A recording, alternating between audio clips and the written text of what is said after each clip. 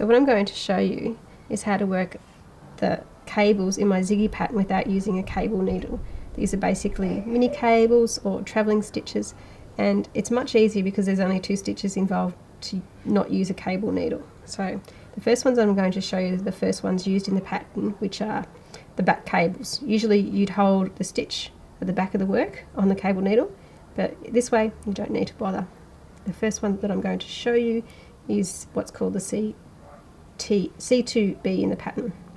So all you do is you knit into the second stitch on the left needle, but you don't drop it off, and then you're going to knit into the first stitch, and then you drop both stitches off together, and that gets them to cross each other.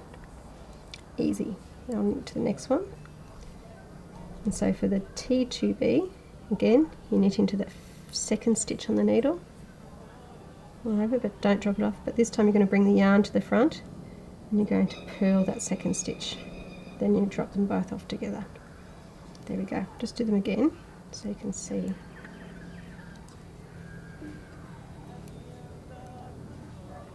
Just purl to where you want the cable and knit into the second stitch. Don't drop it off. Knit the first one, drop them both off together. And for the other side, knit into the second one, don't drop it off, purl into the first stitch, and there you go. That's your back twists.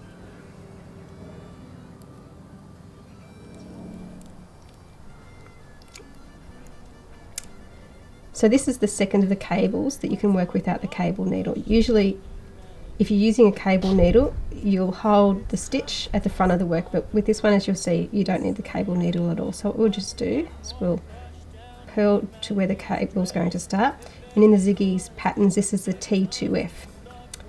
So we're there, we slip the first one knitwise, slip the second stitch knitwise, put our left needle back under and put them back on the left needle, and basically they've changed positions and they're twisted.